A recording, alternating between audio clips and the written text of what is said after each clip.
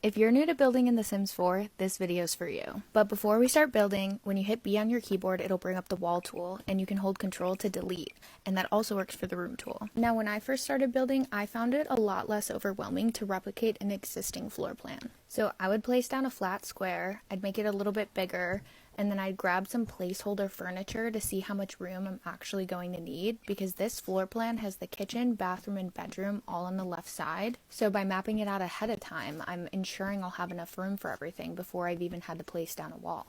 And then I would go in and try my best to replicate the floor plan, just referencing the picture. And you don't need to be 100% accurate either. As you'll see later, I make the living room slightly too big and I have to go in and adjust it. And once that's finished, I would go and make sure to drag the flooring over to meet the wall. And this floor plan has a porch on the front as well as in the back, so I'm using a flat square piece to add those. And there is a chimney on this house, so I'm adding a 1x1 tile room stacked on top of each other for that.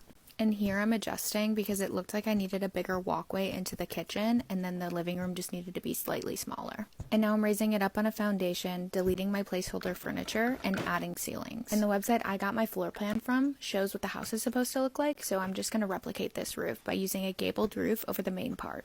Then over the bump out in the front, I'm going to take another gabled roof and just rotate that. And then for the porch, I'm going to take a half gabled roof, and I'm going to cover the entire porch and adjust it so it's basically flat.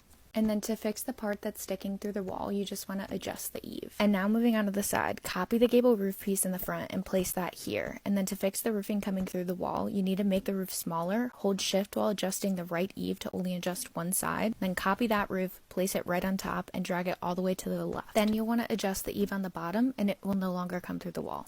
And then you can go ahead and repeat that same thing on the other side, and then add some roof trim. Then I'm going in with a half gabled roof piece over the back porch and adjusting it so it's basically flat, and I'm bringing in the eave. I'm also going to add the white roof trim to that as well, and then next I'm adding a column for support, and I'm going to add a column to the front porch as well. And I think the chimney can be slightly taller, so I'm using a short half wall for that. And then I need to add the stairs. I need some wallpaper, maybe some stone for the chimney, a darker brown roof pattern, and lastly I'm going to go in with a front door and some windows. And I was thinking making the accent color cedar. And just like that, you got yourself a tiny house. And in part 2, we're going to furnish the inside.